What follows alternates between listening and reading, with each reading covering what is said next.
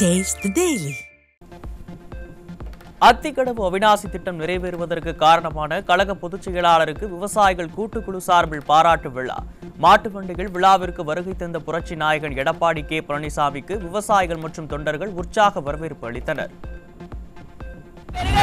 பால்பானை பொங்க வேணும், மாடு பெருக வேணும், வீடு பொழிய வேணும், மகராசனின் வருகையாலே சொல்லேர் உழவனல்ல செயலில் ஏற்பூட்டிய கொற்றவனே வருக, நின் கொற்றம் விளங்க விவசாயிகள் அழைக்கிறோம் வருக வருக.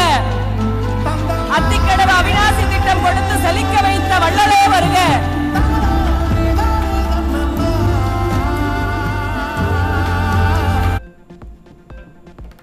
விளைநிலங்களில் விளைந்த நெல், காய்கறிகள், இளநீர், பழங்கள் நிறைந்த கூடைகளுடன் டிராக்டரில் சீர்வரிசை கொண்டு வந்த விவசாயிகள் நன்றி பாராட்டு விழா நிகழ்ச்சியில் மேலதாளங்களுடன் புரட்சி தமிழர் எடப்பாடி கே பழனிசாமிக்கு சீர்வரிசை கொடுத்து நன்றி. சோளம் விளைந்த எங்கள் மண்ணில் இப்பொழுது நெல் விளைகிறது. வானம் பார்த்த பூமி இன்றைக்கு வயல்வெளியாக மாறி இருக்கிறது. எங்கள் கிணறுகளும் எங்கள் ஆழ்குழாய் கிணறுகளும் தூர்ந்து போகும் என்று அச்சப்பட்டதை மாற்றி இதோ தண்ணீர் ததும்புகிறது. எங்கள் குளங்களில் மீன் துள்ளி விளையாடுகிறது. எங்கள் குழந்தைகள் மீண்டும் குளங்களிலே குட்டைகளிலே நீச்சல் அடித்து விளையாடுகிறார்கள்.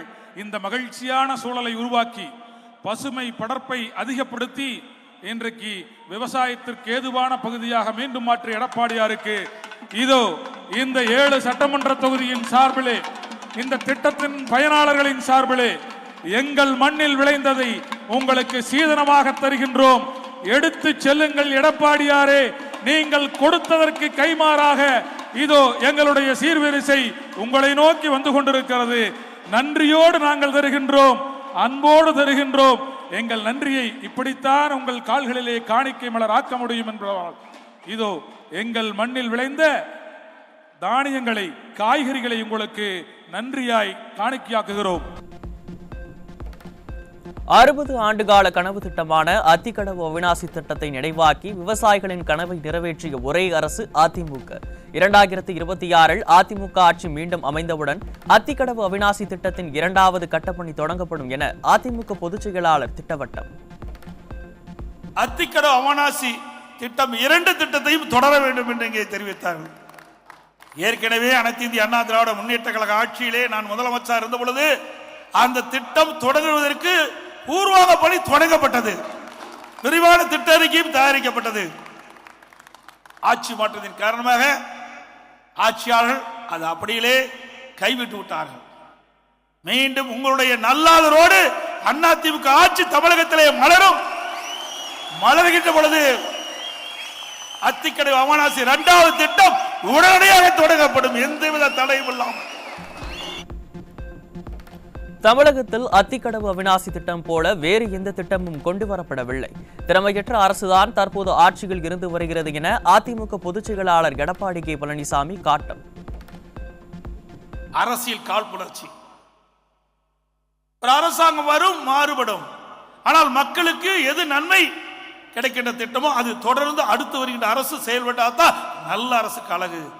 ஆனால் எப்பொழுது ஆளுகின்ற அரசுக்கு அதை பற்றியெல்லாம் கவலை இல்லை. அவர்களும் கொண்டு வர மாட்டாங்க.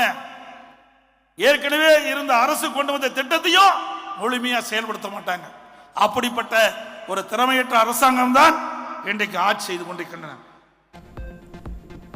அதிமுக ஆட்சியில் குடிமராமத்து பணி என்ற அருமையான திட்டம் கொண்டு வரப்பட்டது. மேட்டுப்பாளையத்தில் இருந்து பவானி வரை 6 தடுப்பாணைகள் கட்டும் திட்டம் அரசியல் காழ்ப்புணர்ச்சி காரணமாக திமுக அரசு கிடப்பில் போடப்பட்டதாக புரட்சி தமிழர் எடப்பாடி கே பழனிசாமி குற்றச்சாட்டு. நம்முடைய மேட்டுப்பாளையத்திலிருந்து பவானி வரை 6 தடுப்பணைகளை கட்டலாம் என்று உத்தரவு போட்டேன். 6 தடுப்பணை, அதுல கதவணை, கதவோட தடுப்பணை. அதில் நான் இருக்கும் போதே ஆரம்பத்திலே ஒரு அணை ஆரம்பிக்கப்பட்டு ஆட்சி மாற்றம் வருவதற்கு முன் ஒரு 40% பணி முடிஞ்சது. ஆட்சி இருக்கின்ற பொழுது ஒரு 6 மாதத்திற்கு முன்பே டெண்டர் விடப்பட்டு பூஜை போட்டு பணிகள் ஆரம்பிக்கப்பட்டு விட்டன. எஞ்சிய 5 தடுப்பணைகளும் திராவிட முன்னேற்ற கழகம் ஆட்சிக்கு வந்தது. அத்தனை கிடைப்பிலே போட்டு விட்டார்கள். அதிமுக ஆட்சியில் கொண்டு வரப்பட்ட தடுப்பணைகள் அனைத்தும் கிடைப்பிலே போட்டு விட்டார்கள். இன்றைக்கு மேட்டுப்பாளையத்திலிருந்து பவானி வரை 6 தடுப்பணை கட்டப்பட்டிருந்தால் உபரியாக வருகின்ற நீர் சேமித்து வைக்கப்படும். இந்த அத்திக்கடவு அவனாசி திட்டத்திற்கு இதை பயன்படுத்தலாம் என்ற அடிப்படையில் இந்த திட்டத்தை நான் கொண்டு வந்தேன். பயிர் காப்பீட்டு திட்டத்தின் மூலம் 50 லட்சம் விவசாயிகளுக்கு இழப்பீடு பெற்று தந்தது அதிமுக அரசு. இந்தியாவிலேயே விவசாயிகளுக்கு வறட்சி நிவாரணம் வழங்கிய ஒரே அரசு அதிமுக அரசுதான் என அதிமுக பொதுச் செயலாளர் பெருமிதம். இன்றைக்கு விவசாயிகளுக்காக ஏராளமான திட்டங்களை நாங்கள் செயல்படுத்தி இருக்கின்றோம். இன்றைக்கு பயிர் காப்பீட்டு திட்டத்தின் மூலமாக 50 லட்சம் விவசாயிகளுக்கு அதிமுக ஆட்சி இருக்கும்போது 9600 கோடி ரூபாய் இழப்பீட்டு தொகையை பெற்று தந்த அரசாங்கம் அதிமுக அரசாங்கம். நான் முதலமைச்சராக பொறுப்பேற்கின்ற பொழுது கடுமையான வறட்சி, விவசாயிகளுடைய பயிர்கள் எல்லாம் தண்ணீர் இல்லாமல் கருகி கடுமையாக விவசாயிகள் பாதிக்கப்பட்டார்கள். அப்படி பாதிக்கப்பட்ட விவசாயிகளுக்கு வறட்சி நிவாரணம் சுமார் 2240 கோடி விவசாயிகளுக்கு வழங்கிய அரசு இழப்பீட்டு தொகையை வழங்கிய ஒரே அரசாங்கம் இந்தியாவிலேயே அதிமுக அரசாங்கம். இதுவரை எந்த அரசாங்கம் வறட்சிக்காக இழப்பீட்டு தொகை வழங்கினது கிடையாது. விவசாயிகளுக்கு வறட்சி நிவாரணமாக வழங்கிய ஒரே அரசாங்கம் அதிமுக அரசாங்கம். மக்களுக்கு தேவையான அனைத்து திட்டங்களையும் கொடுத்ததால் கழக பொதுச் செயலாளர் எடப்பாடி கே பழனிசாமி புரட்சி தமிழர் என்று மக்களால் அழைக்கப்படுகிறார். அத்திக்கடவு அவிநாசி திட்டத்திற்கு சொந்தம் கொண்டாடக்கூடிய ஒரே தலைவர் அதிமுக பொதுச் செயலாளர் என அதிமுக முன்னாள் அமைச்சர் SP வேலுமணி பெருமிதம். அதுக்கப்புறம் பாத்தீங்கன்னா இன்றைக்கு எடப்பாடியார் அவர்களை புரட்சி தமிழர் என்று எதுக்காக அழைக்கிறார்கள்?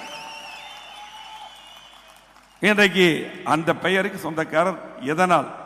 இன்றைக்கு பாத்தீங்கன்னா புரட்சி தலைவி அம்மா தந்த திட்டங்கள் மட்டுமல்ல, மக்களுக்கு தேவையான திட்டங்கள் இருந்த ஒப்பற்ற தலைவராக. உங்களுக்கு எல்லாம் தெரியும், இங்க இருக்க நம்ம 3 மாவட்டம் இருக்கோம், இங்க எல்லா திட்டம் வந்தது, கேட்ட திட்டத்தை பூரா கொடுத்தார்.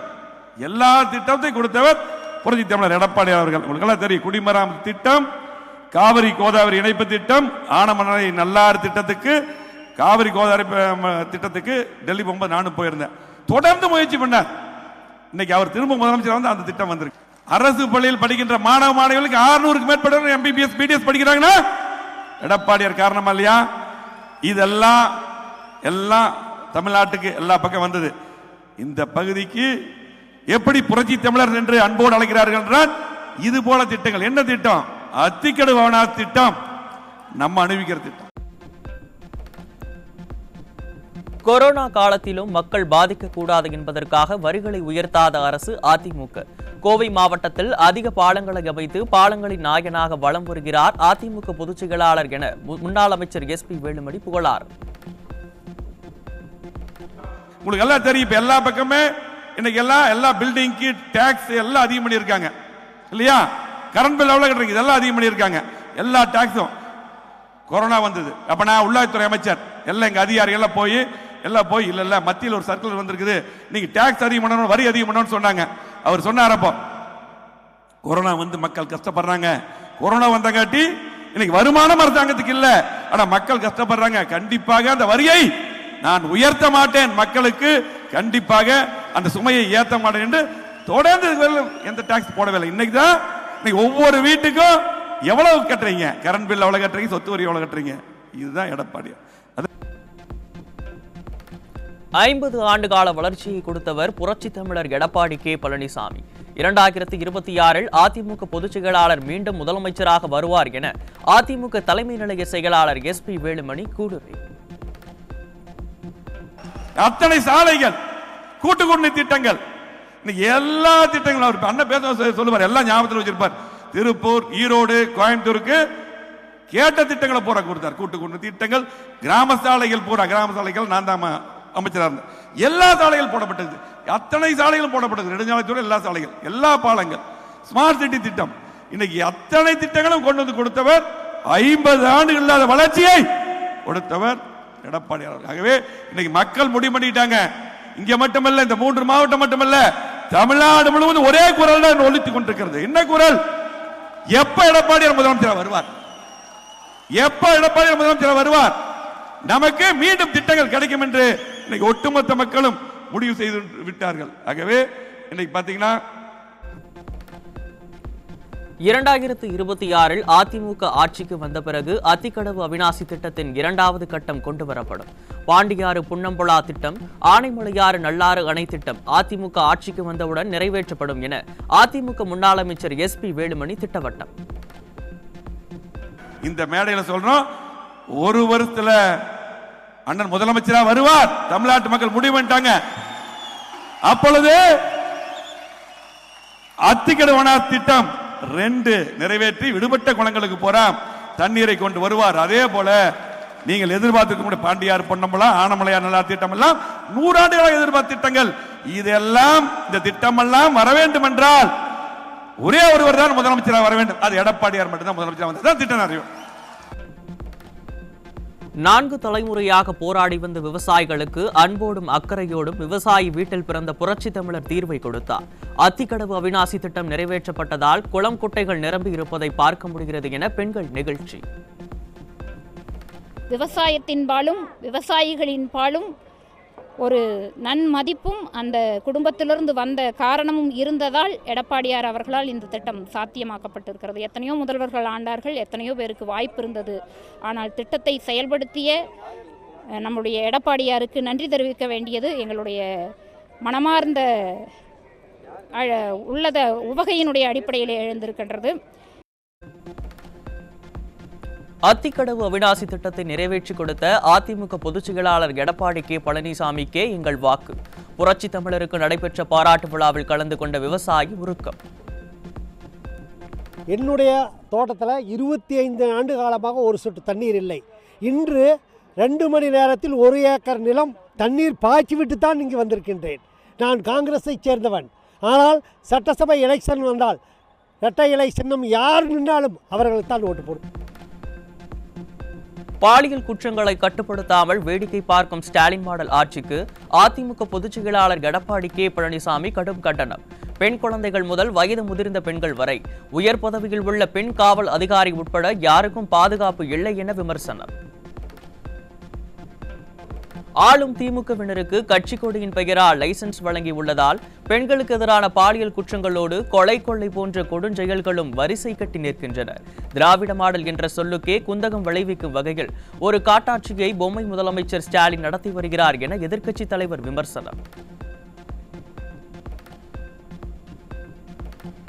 ஸ்டாலின் மாடல் ஆட்சியில் விவசாயிகள், நெசவாளர்கள், வியாபாரிகள், அரசு ஊழியர்கள், மக்கள் கொதிப்படைந்துள்ளனர் என எதிர்க்கட்சித் தலைவர் எடப்பாடி பழனிசாமி விமர்சனம்.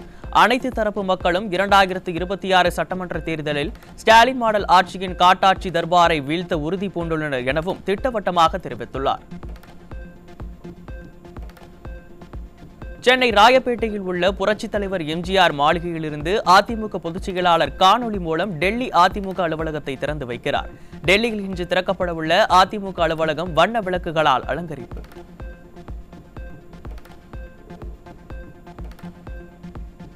நெல்லைக்கு வந்த கனிமொழியிடம் நேருக்கு நேராக தேர்தல் நேரத்தில் பணி நிரந்தரம் குறித்து திமுக கொடுத்த வாக்குறுதி என்ன ஆனது என கேள்வி எழுப்பிய அங்கன்வாடி பணியாளர்கள். கேள்விக்கு பதில் சொல்ல முடியாமல் திக்கி திணறி தப்பியோடிய திமுக எம்பி கனிமொழி. எங்களுக்கு அங்கன்வாடி பணியாளர் உதவியாளர் நிரந்தர பணியாளர் வாக்குன்னு சொல்லி வாக்குறுதி கொடுத்துருக்கு.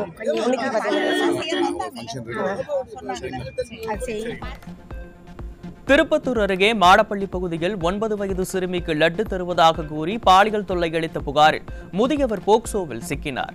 ஸ்டாலின் ஆட்சியில் சிறுமிகளுக்கு பாதுகாப்பே இல்லாத சூழல் நிலவுவதால் பெற்றோர்கள் அச்சம். திருநெல்வேலியில் சிறுமிக்கு பாலியல் தொந்தரவு தந்த வழக்கறிஞரும் அவருக்கு உடந்தையாக இருந்த சிறுமியின் தாயும் போக்சோவில் சிக்கினர். திராவிட மாடல் ஆட்சியில் தினந்தோறும் குழந்தைகளுக்கு எதிரான குற்றங்கள் சிறிதும் அச்சமின்றி அரங்கேறும் அவலம். தருமபுரி மாவட்டம் நல்லம்பள்ளி அருகே 16 வயது சிறுமிக்கு பாலியல் தொல்லை கொடுத்த கோவில் பூசாரி போக்சோவில் சிக்கினார். காவல்துறையும் ஸ்டாலின் அரசும் கும்பகர்ண தூக்கத்தில் இருப்பதால் தமிழகத்தில் சிறுமிகள் மற்றும் பெண்களுக்கு பாதுகாப்பில்லா சூழல் நிலவுவதாக மக்கள் வேதனை. தருமபுரி மாவட்டம் பெண்ணாகரம் அருகே இளம்பெண்ணிற்கு ஆபாச படங்களை அனுப்பி தொல்லை கொடுத்தவர்களை பிடிக்க முடியாமல் திணறும் அவலம். பெண்களுக்கு பாதுகாப்பில்லாத மாநிலமாக தமிழகம் உருவாகும் நிலையில் அல்வா சாப்பிடும் ஆட்சியாளர்கள் எப்போது நடவடிக்கை எடுப்பார்கள் என மக்கள் கேள்வி.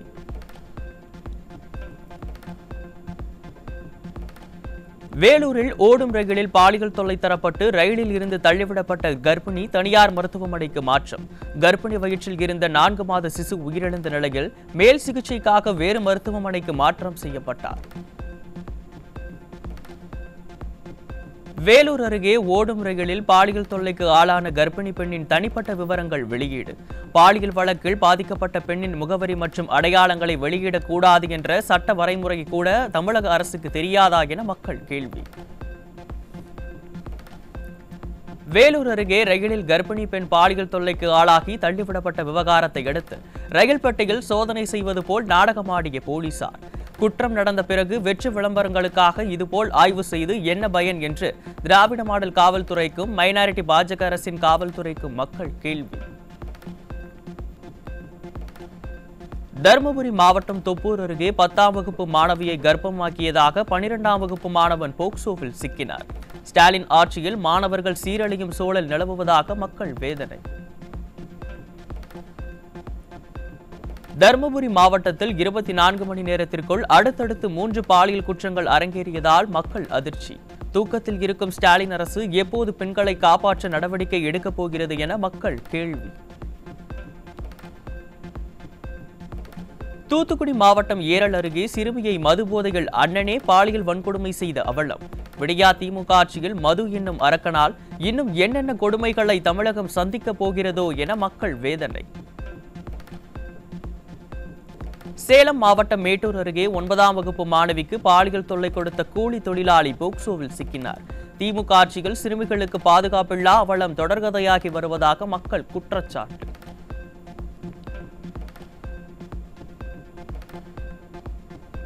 தஞ்சாவூர் மாவட்டம் பாபநாசம் அருகே பள்ளியில் 7 வயது சிறுமிக்கு சக மாணவர்கள் பாலியல் தொல்லை கொடுத்ததாகவும் பாதிக்கப்பட்ட சிறுமி ஆசிரியையிடம் புகார் அளித்த போது மாணவியை மிரட்டியதாக காவல்துறை கண்காணிப்பாளர் அலுவலகத்தில் தாயார் புகார். திமுக ஆட்சியில் பள்ளிக்கல்வித்துறை கும்பகர்ண தூக்கத்தில் இருப்பதால் பாலியல் தொல்லை அதிகரித்து வருவதாக குற்றச்சாட்டு. திமுக ஆட்சியில் தமிழகத்தில் கடந்த 9 நாட்களில் 48 பாலியல் வன்கொடுமை சம்பவங்கள் அரங்கேறிய அவலம். நிர்வாக திறனற்ற திமுக ஆட்சியில் நாள்தோறும் அரங்கேறும் பெண்களுக்கு எதிரான குற்ற சம்பவங்களால் வெளியில் நடமாடவே அச்சப்படும் பெண்கள். திருவாரூர் மாவட்டம் கூத்தாடலூர் அருகே மாயனூரில் ராபர்ட் என்பவர் தலையில் கல்லை போட்டு கொடூரமாக கொள்ளை பாலியல் குற்றங்கள் நாளுக்கு நாள் அதிகரிப்பதுதான் திராவிட மாடல் கொடுத்த வெடிகளா என மக்கள் கேள்வி. சென்னை அம்பத்தூர் பகுதியில் மெத்தபெட்டமைன் விற்பனையில் ஈடுபட்ட ஐடி பொறியாளர்கள் உட்பட 4 பேர் சிக்கினர். திமுக ஆட்சியில் போதைப்பொருள் புழக்கம் அதிகரித்து வருவதால் ஐடி ஊழியர்களே போதைப்பொருள் விற்பனையில் ஈடுபடும் அவலம். திருவாரூர் மாவட்டம் வலங்கைமான் அருகே நள்ளிரவில் சாலையில் பெண் குழந்தையை கட்டப்பையில் வைத்துவிட்டு சென்ற அவலம். திமுக அரசு தொட்டில் குழந்தை திட்டத்தை நிறுத்தியதே இதுபோன்ற அவல நிலைக்கு காரணம் என மக்கள் வேதனை. கிருஷ்ணகிரி மாவட்டம் ஒசூர் அருகே தெருநாய் கடித்து 5 நாட்களுக்கு பின் 9 வயது சிறுவன் உயிரிழப்பு. தெருநாய்களுக்கு கருத்தடை செய்ய ஒதுக்கப்பட்ட நிதி எங்கே ஸ்டாலின் என மக்கள் கேள்வி.